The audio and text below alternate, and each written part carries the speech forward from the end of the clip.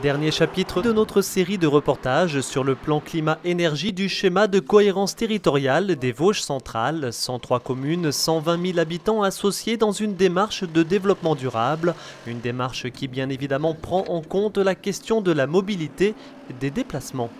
Le SCOT fait un ensemble de préconisations que les communes sont amenées à suivre dans la révision ou dans la création de leurs documents d'urbanisme. Et dans ce cadre-là, il faut qu'ils réfléchissent à la mobilité, en particulier s'ils créent des nouveaux quartiers ou s'ils font des aménagements en matière d'urbanisme importants. Il faut qu'ils repensent les mobilités, toutes les mobilités pour la population. On parle ici de développement des infrastructures et des usages, des transports en commun, des aires de covoiturage. Sur ces images, celle d'Ignay en bordure de la 2x2 voies ou de parking relais, ici celui des Terres Saint-Jean à Épinal. Également en cours de développement, les pistes cyclables, en ville tout autant que de commune en commune, comme la véloroute le long du canal de l'Est.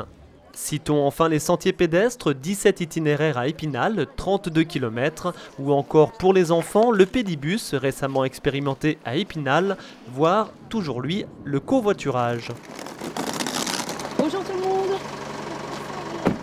Ça a toujours été depuis que les filles sont toutes petites, donc on s'est organisé avec les mamans d'Ignay-en-Ville et on récupère à tour de rôle et puis par rapport à la disponibilité de chacune aussi.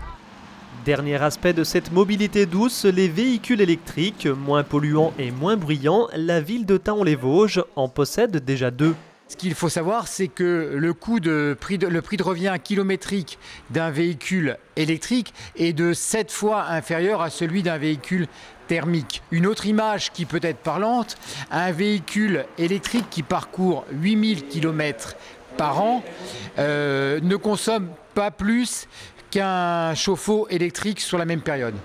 Pour les particuliers se pose également la problématique de recharge sur la voie publique. D'ici 2020, quand les véhicules électriques représenteront 7% du parc automobile français, 400 000 bornes devraient être installées. Un véritable défi pour l'opérateur public.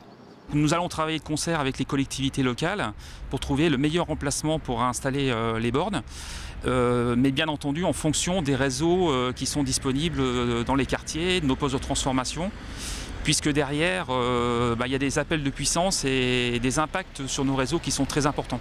Des bornes qui pourraient donc sortir de terre à moyen terme, synonyme d'une mobilité douce de plus en plus présente dans notre quotidien.